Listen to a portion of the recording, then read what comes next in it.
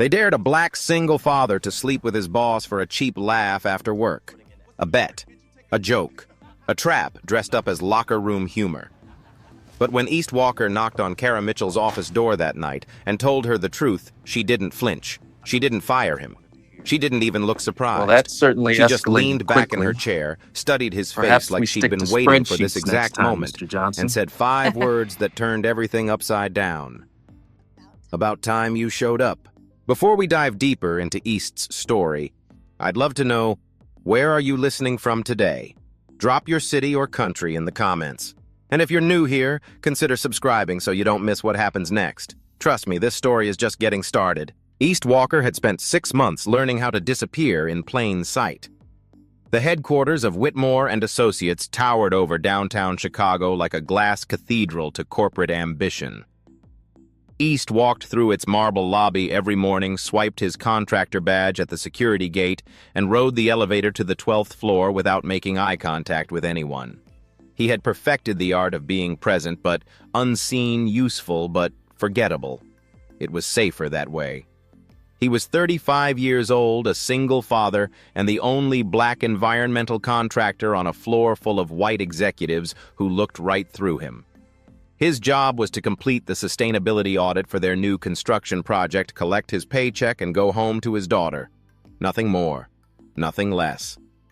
Serena was waiting for him every evening at the after-school program, her backpack too big for her small frame, her smile too bright for the fluorescent lighting of the pickup area. She was 8 years old and the center of his entire universe. One Thursday night, while East sat on the living room floor braiding her hair, Serena tilted her head back and looked up at him with curious eyes. "Daddy, how come you never tell me stories about work?" East kept his hands moving gentle and steady.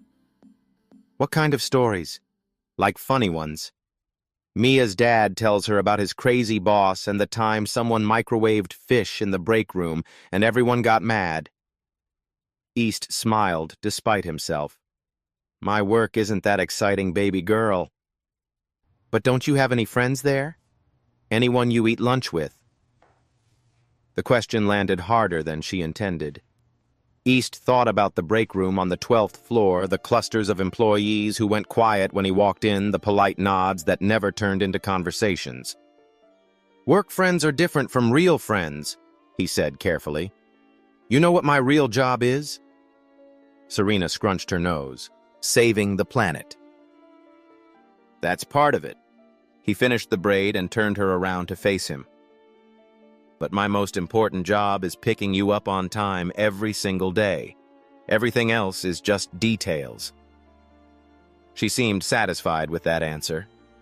East wished he could feel the same way. The truth was, he had learned to keep his distance from everyone at Whitmore and Associates, but one person made that discipline harder than it should have been. Kara Mitchell. She was the senior vice president of operations, the woman who had signed off on his contract, and the reason East made sure to take the stairs whenever he saw her waiting for the elevator. Kara was in her late 30s, with auburn hair she wore pulled back in a way that made her look perpetually ready for battle. She commanded every room she entered without raising her voice, and East had watched her dismantle a project manager's entire presentation with nothing but 3 quiet questions. She terrified most people. East wasn't terrified. He was careful. There was a difference. A black contractor getting too friendly with a white female executive was a story that wrote itself, and East had no intention of becoming a cautionary tale. So he kept his head down, submitted his reports on time, and pretended not to notice when Kara's gaze lingered on him during project meetings. He told himself he was imagining it. What East didn't know was that Kara Mitchell noticed everything. She noticed how he arrived 15 minutes early every morning and left exactly at 5 o'clock, never staying for the after-work drinks that the rest of the team used for networking. She noticed how he helped the cleaning staff pick up a cart of supplies they'd dropped in the hallway one evening, even though no one else in the corridor bothered to stop. She noticed how he ate lunch alone in the stairwell instead of the break room, and how he called someone every day at noon, his voice dropping to a softness that didn't match his reserved demeanor. Kara had spent 20 years climbing the corporate ladder by reading people, and East Walker was the most interesting thing she'd read in a long time. She didn't approach him. She didn't make her interest known. She simply watched and waited because Kara Mitchell had learned that the things worth having rarely came to those who chased them. 6 months passed. East continued to be invisible. Kara continued to wait. And then Clinton Reynolds decided to have some fun. Clinton was a senior analyst who had been with Whitmore for 8 years, long enough to feel ownership over the 12th floor and everyone on it. He was the kind of man who told jokes that weren't funny and expected everyone to laugh anyway. The kind who called the female assistants sweetheart and thought he was being charming. He had disliked East from the first day. Not openly, not in any way that could be reported to HR, but in the small cuts that accumulated over time. The way he talked over East in meetings. The way he forgot to include him in email chains. The way he made comments about diversity hires just loud enough for East to hear. East ignored all of it. He had dealt with men like Clinton his entire career. The best strategy was always the same. Don't react, don't engage, don't give them ammunition. But Clinton was tired of being ignored. It happened on a Friday evening after most of the floor had cleared out. East was packing up his laptop when Clinton appeared at his desk with 2 other analysts, Derek and Paul, trailing behind him like backup singers. "Walker, you heading out already? Come grab a drink with us." East didn't look up. "Can't. Gotta pick up my kid." "Always the kid." Clinton leaned against the cubicle wall, arms crossed. "You know I've never seen you do anything fun. 6 months and you're like a ghost around here. I'm here to work. See, that's your problem. You don't network. You don't socialize. How do you expect to move up?" East finally met his eyes. "I'm a contractor, Clinton. There's no moving up." Derek snickered. Clinton smiled the way a shark smiles before it bites. "You know what I think you're scared. Big tough guy like you afraid of a little office politics." He glanced at Derek and Paul, making sure he had an audience. "Tell you what, I've got a challenge for you. A way to prove you've got some guts after all." East should have walked away. Every instinct told him to grab his bag and leave. But something in Clinton's tone made him stay some warning bell that said this was more than just another petty provocation. "What kind of challenge?" Clinton's grin widened. "Kara Mitchell. Ice Queen of the 12th floor. Everyone knows she hasn't had a man in years, probably doesn't know what to do with one anymore." He lowered his voice to a conspiratorial whisper. "I dare you to make a move on her. See if you can thaw her out." Paul laughed nervously. Derek looked uncomfortable but said nothing. East felt his jaw tighten. "That's not funny. Come on, Walker. Don't tell me you haven't thought about it. She's always watching you in meetings. Maybe she's got a thing for the help." The words hung in the air, ugly and deliberate. East picked up his bag. "I'm leaving." "What's the matter, afraid she'll say yes or afraid she'll have you fired?" Clinton was enjoying himself now. Either way, it'd be entertaining as hell to watch. East walked away without another word, his hands clenched at his sides. He didn't see Clinton pull out his phone. He didn't see the red recording light. He didn't know that the entire conversation had been captured, every word of the dare, every silence that could be interpreted as consideration, every moment that could be edited and twisted into something it wasn't. The trap had been set. 3 days later, East found out. He was in the break room refilling his water bottle when Clinton appeared beside him with that same shark smile. "Hey, Walker, thought you should know something." East kept his eyes on the water cooler. "Not interested." "Oh, you'll be interested in this." Clinton held up his phone showing a voice memo file. "Remember our little conversation on Friday? Turns out I hit record by accident. Funny how that happens." East's blood went cold. "Now I'm not saying I'm going to do anything with this," Clinton continued, his voice dripping with false concern. "But if Kara Mitchell ever heard how you were talking about her, how you were considering her little dare, well, who do you think HR would believe, a senior analyst with 8 years of service or a contractor who'll be gone in 6 months anyway?" East turned to face him slowly. "What do you want?" Clinton shrugged. "Nothing. Yet. Just wanted you to know where you stand." He pocketed his phone and headed for the door, then stopped and looked back. "Oh, and Walker. Maybe keep your head down a little lower from now on. Wouldn't want any misunderstandings." He was gone before East could respond. East stood alone in the break room, his mind racing through options. He could go to HR himself, try to get ahead of the narrative. But it would be his word against Clinton's, and the recording existed. He could ignore it, hope Clinton was bluffing. But men like Clinton didn't bluff. They waited for the perfect moment to strike. Or he could do the one thing that went against every survival instinct he'd developed over 35 years. He could tell Kara the truth.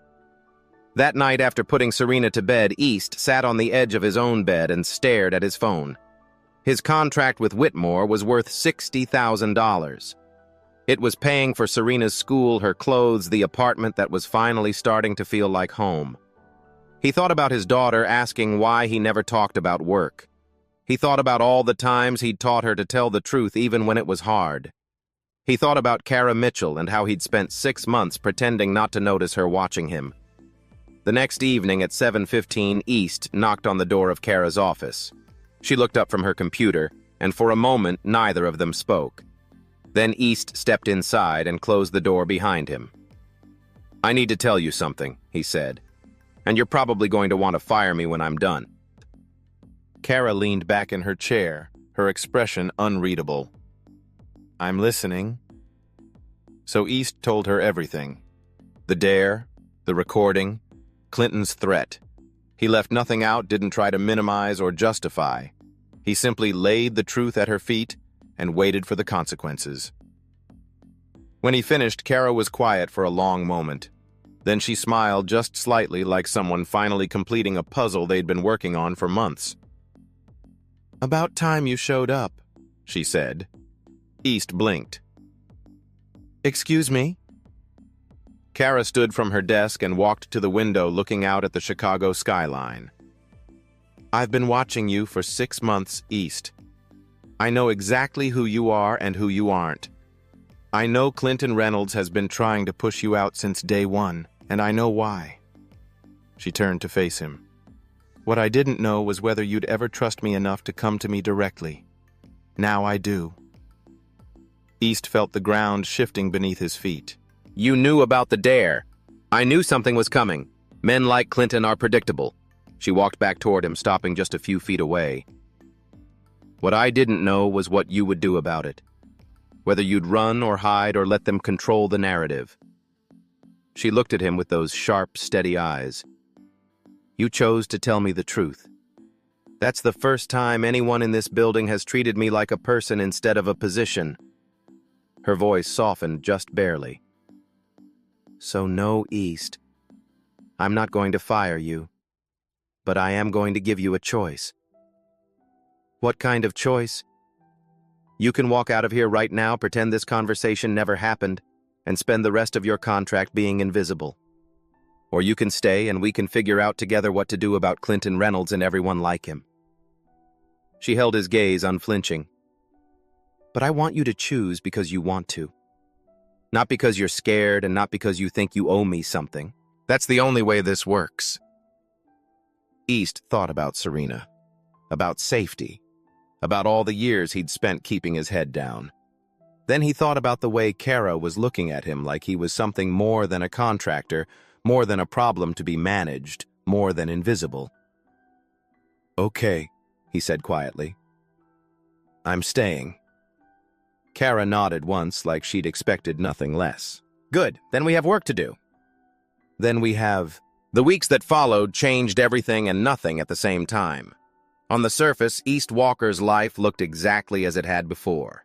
He still arrived at Whitmore and Associates 15 minutes early every morning. He still ate lunch alone, still left at exactly 5 o'clock, still picked up Serena from after-school care with minutes to spare. To anyone watching, he was the same invisible contractor he'd always been. But beneath the surface, something had shifted. He and Kara began meeting outside of work, always in places far from the office, always careful. A coffee shop in Lincoln Park. A quiet restaurant in Pilsen.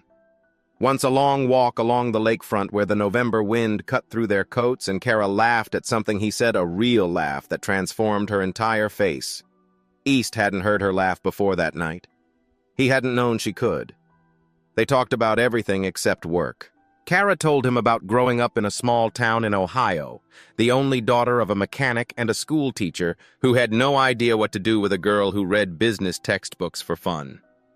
East told her about his grandmother in Detroit, the woman who had raised him after his parents fell apart, who had taught him that dignity wasn't something anyone could give you or take away. He didn't tell her about Serena's mother. Not yet. Some doors stayed closed until the right moment. What surprised East most was how easy it was. He had spent so long keeping everyone at a distance that he'd forgotten what it felt like to be known. Kara didn't treat him like a project or a problem. She treated him like an equal, and somewhere in those stolen hours away from Whitmore and Associates East began to let his guard down. It terrified him. Serena noticed the change before anyone else did. One Saturday morning, while East was making pancakes, she climbed onto the kitchen counter and watched him with suspicious eyes. "Daddy, you've been smiling a lot lately." East flipped a pancake without looking up. "Is that a crime?" "No, but it's weird." She swung her legs against the cabinet doors. "You only smile like that when something good happens. Like when I got an A on my spelling test." "Maybe I'm just happy." "Are you in love?" The question caught him so off guard that he nearly dropped the spatula. Serena giggled at his expression. "You are. You have a girlfriend." "I didn't say that." "You didn't have to. Your face said it." She leaned forward, suddenly serious. "Is she nice? Does she know about me?" East set down the spatula and turned to face his daughter. "Yes, she's nice. And yes, she knows about you. She knows you're the most important person in my life." Serena considered this for a moment. "Good. Because if she's mean, I won't like her." East laughed, the sound surprising even himself. "Fair enough." "Daddy," Serena's voice went soft. "I just want you to be happy. You work so hard all the time. You deserve someone who makes you smile." East felt something tighten in his chest. 8 years old, and she understood more than most adults he knew. "Come here," he said, and she jumped off the counter into his arms. For a moment, holding his daughter in the morning light of their small kitchen East, let himself believe that maybe things could work out. Maybe he could have this, the job, the woman, the life he'd never dared to imagine. He should have known better. 3 weeks after that Saturday morning, Kara revealed something that changed his understanding of everything. They were sitting in her car after dinner, parked on a quiet street in Wicker Park, when she turned to him with an expression he'd never seen before. It was vulnerability, carefully controlled, but unmistakable.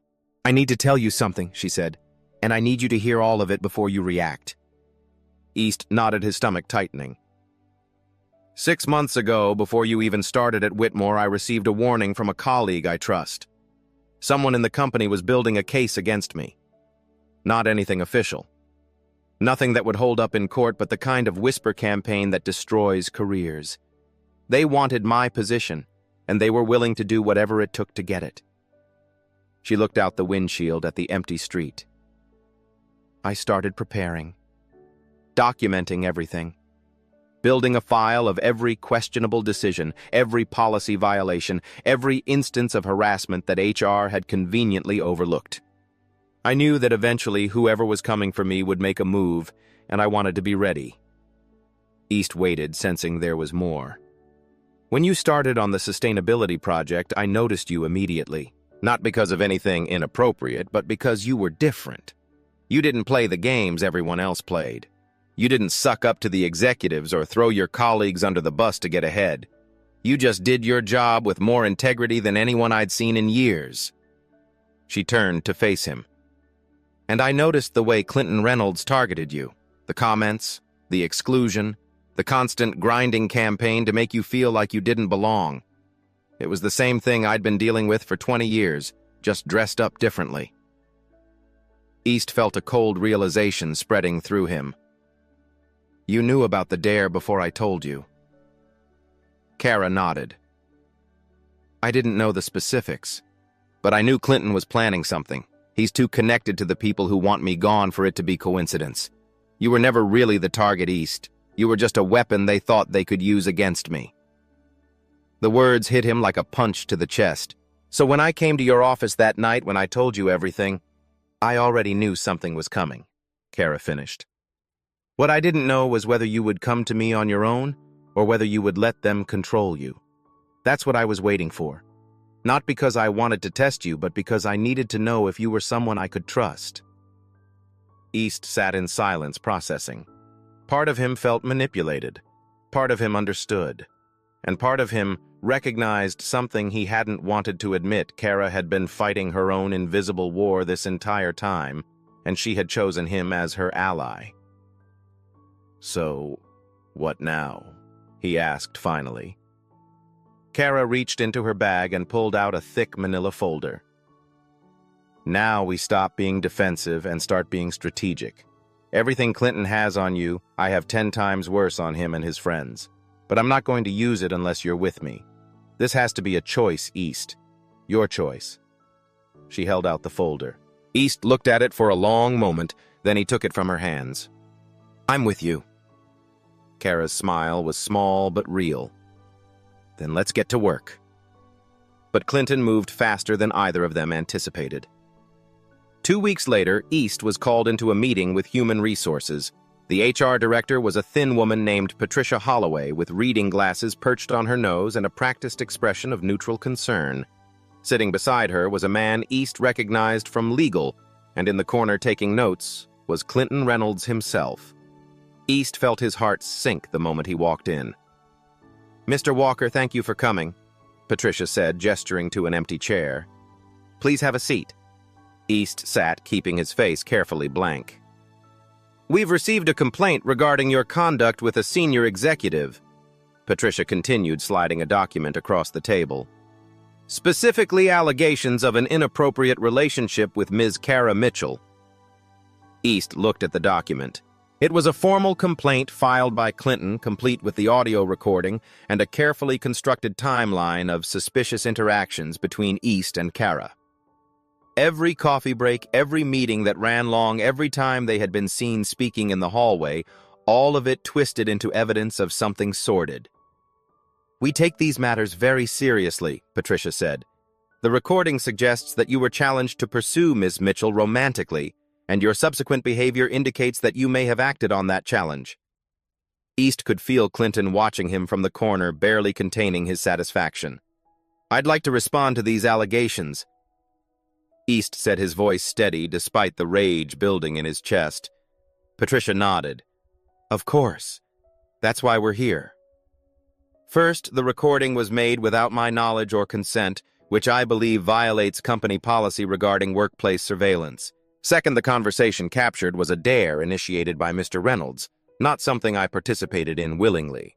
And third, Mr. Walker, Patricia interrupted, the content of the recording is concerning regardless of how it was obtained. You can clearly be heard discussing a potential relationship with Ms. Mitchell. Whether or not you acted on it, the fact that such a conversation took place raises serious questions about your professionalism. East opened his mouth to respond, but Clinton cut in smoothly. Patricia, if I may. He stood crossing his arms with theatrical concern. I want to be clear that I didn't file this complaint to harm Mr. Walker. I filed it because I was genuinely worried about Ms. Mitchell. She's a respected leader in this company, and the idea that someone might be taking advantage of her position...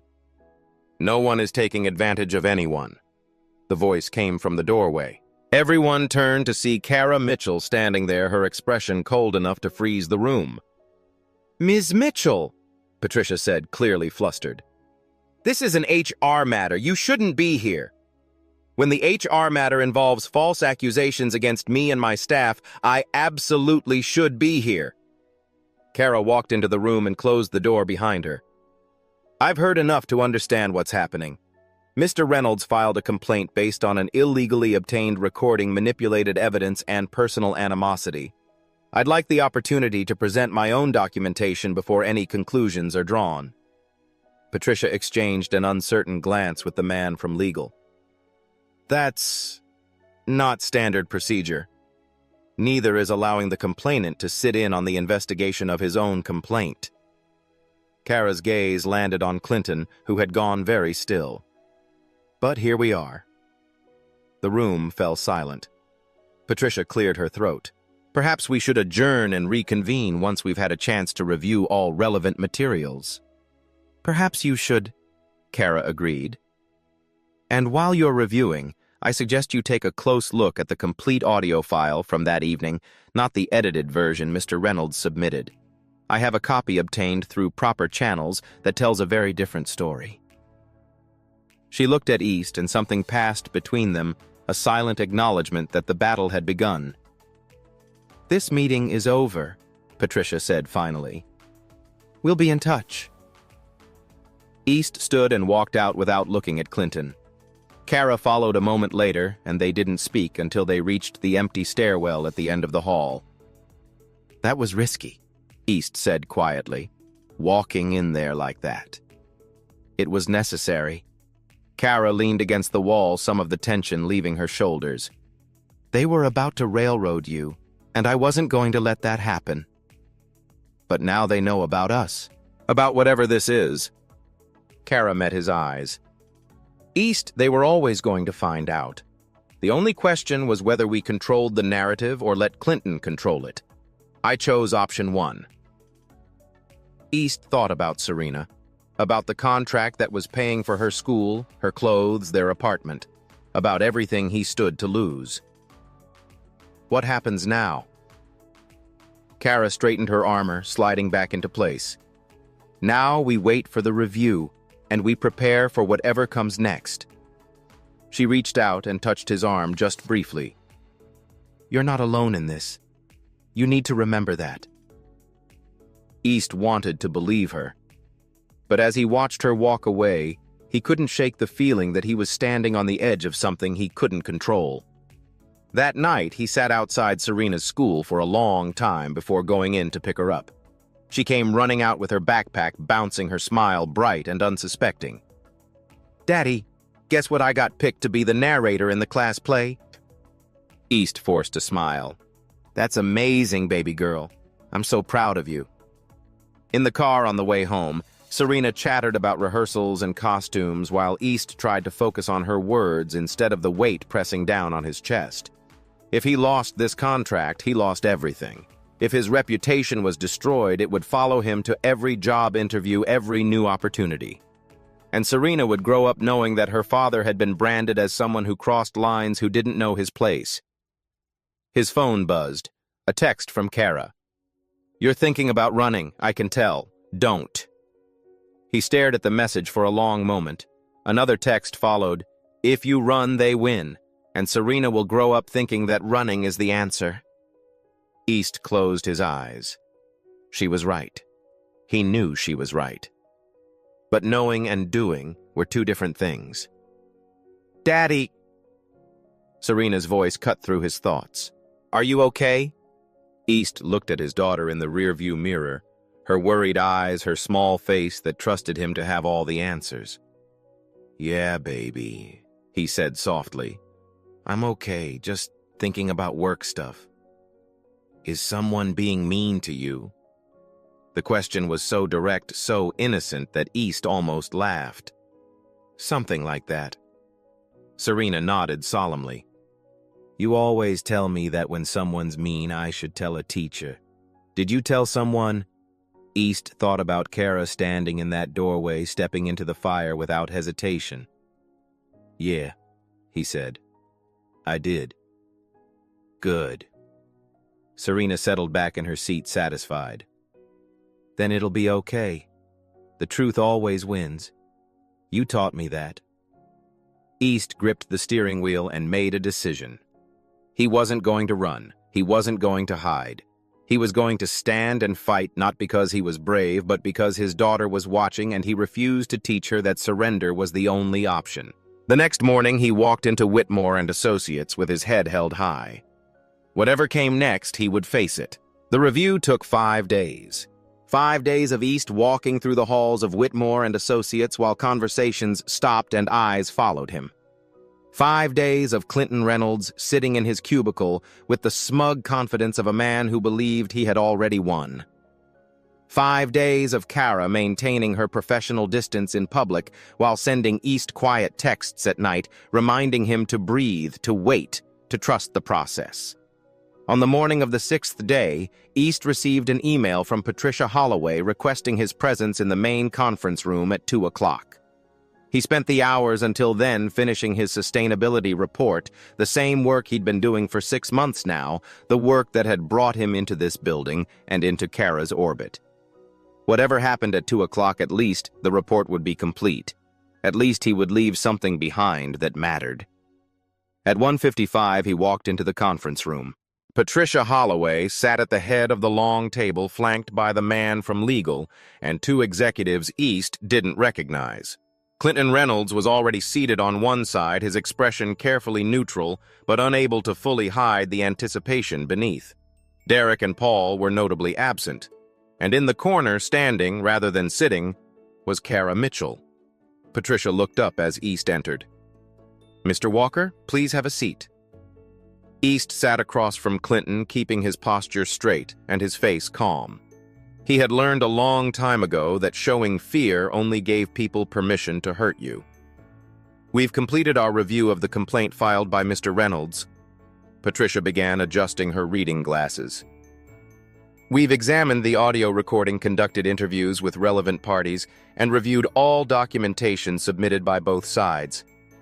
She opened a folder in front of her, and East noticed it was thick with papers.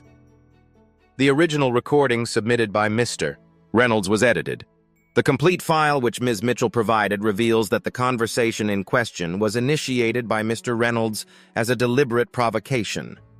Mr. Walker did not participate in the so-called dare, and in fact explicitly rejected it before leaving the scene." Clinton shifted in his seat. "That's not entirely accurate. The recording clearly shows—" "Mr. Reynolds." Patricia's voice went sharp. "You'll have your opportunity to speak.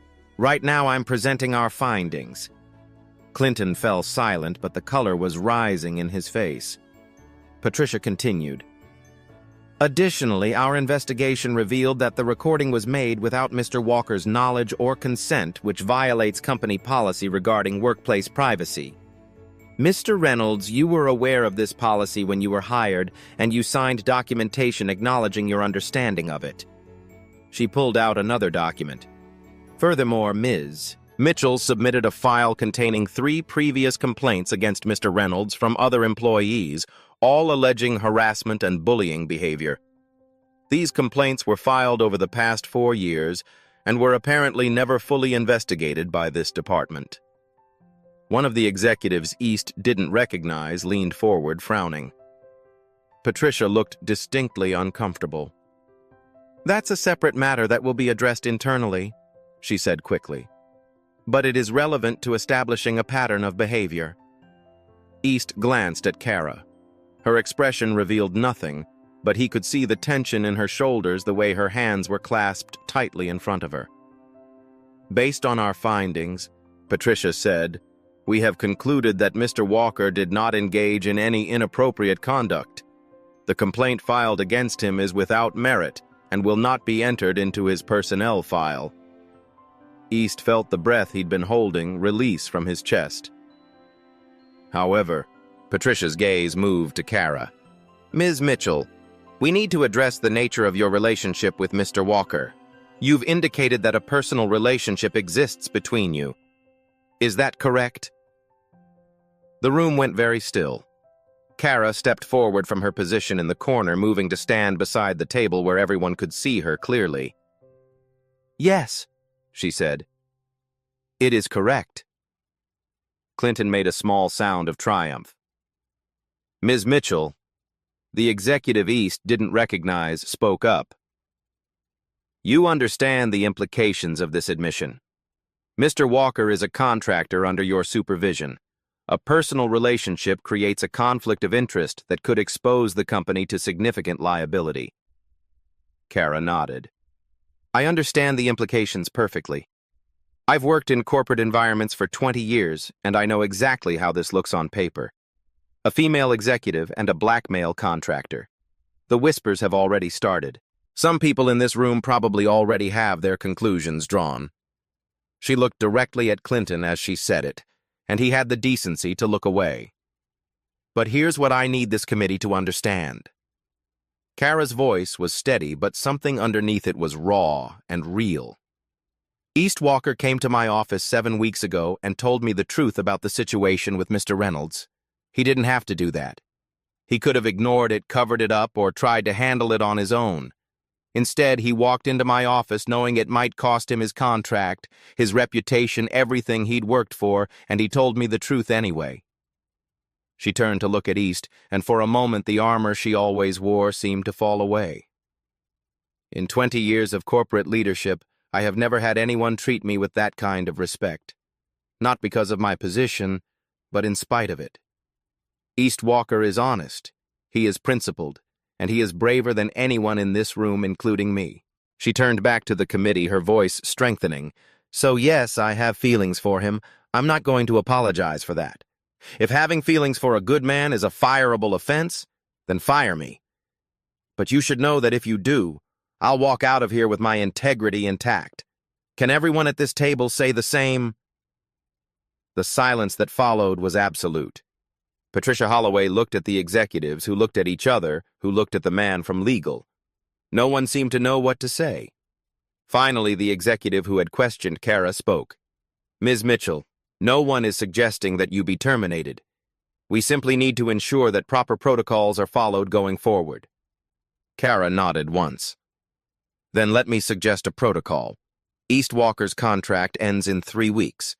After that, he will no longer be under my supervision and any conflict of interest will be resolved. Until then, I will recuse myself from any decisions regarding his work. His reports will go directly to operations oversight. She looked at Patricia. Is that acceptable? Patricia seemed relieved to have a solution offered. That seems reasonable. Legal, any objections? The man from legal shook his head. Then I think we're done here. Patricia closed her folder and stood. Mr. Walker, you're free to continue your work. Mr. Reynolds, please remain behind.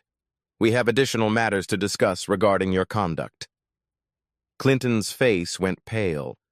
East stood and walked toward the door, resisting the urge to look back at the man who had tried to destroy him. As he passed Kara, their eyes met briefly, and she gave him the smallest nod. It was over. They had won. But East knew better than to think that winning came without cost. 3 weeks later, East Walker walked out of Whitmore and Associates for the last time. His contract was complete. His final report submitted, his badge surrendered to security. Clinton Reynolds had been suspended pending a full investigation into his conduct, and the whisper campaign against Kara had quietly dissolved once it became clear that the people behind it had lost their most useful weapon. East had kept his distance from Kara during those final weeks, partly because of the protocol she'd established, and partly because he needed time to process everything that had happened. For 6 months, he had been invisible. Now suddenly he was visible in ways he'd never anticipated, and he wasn't sure yet what that meant. Serena was waiting for him outside her school when he pulled up her narrator costume for the class play clutched in her hands. Daddy, look, my costume came today. She held up a sparkly cape that was slightly too big for her.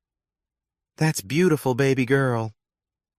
East helped her into the car and buckled her seatbelt. You're going to be the best narrator that school has ever seen. Are you coming to the show? It's next Friday. I wouldn't miss it for anything. Serena studied his face with those perceptive eyes of hers. You look different today, Daddy. Like you're not worried anymore. East smiled. Maybe I'm not. Did the mean person at work get in trouble? He thought about Clinton Reynolds sitting alone in that conference room, realizing too late that he had underestimated everyone around him. "Yeah, baby, he did." Serena nodded with satisfaction. "Good. I told you the truth always wins." That evening, after Serena was asleep, East sat on his front steps and looked up at the Chicago sky, too bright with city lights to show many stars. His phone buzzed in his pocket, and he knew who it was before he looked. "There's a coffee shop in Lincoln Park," Kara's text read. "The one where you made me laugh so hard I snorted.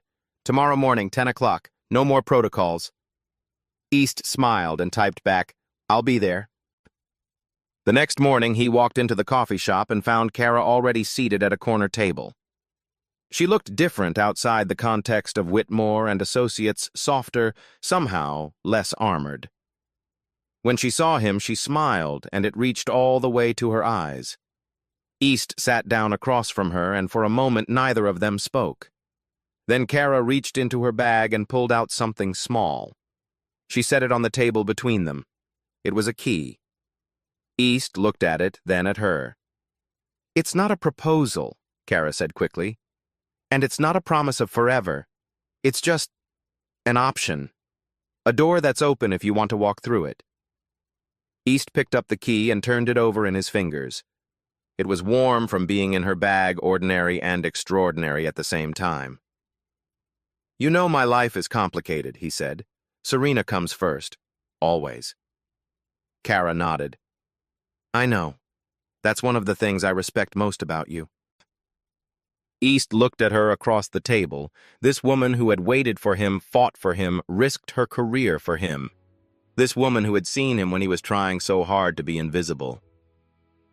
"Okay," he said quietly. Kara's eyes widened slightly. "Okay. Okay." He put the key in his pocket and reached across the table to take her hand.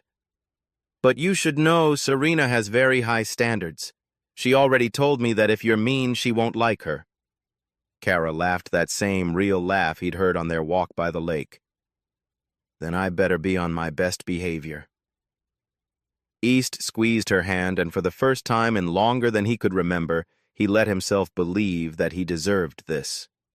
Not because he had earned it, not because he had fought for it, but simply because he had been brave enough to show up. Sometimes he thought the scariest thing wasn't crossing a line. It was believing you were worth waiting for. And that's East and Kara's story. A reminder that sometimes the people who see us most clearly are the ones we least expect. If this story touched you, let me know in the comments. I read every single one.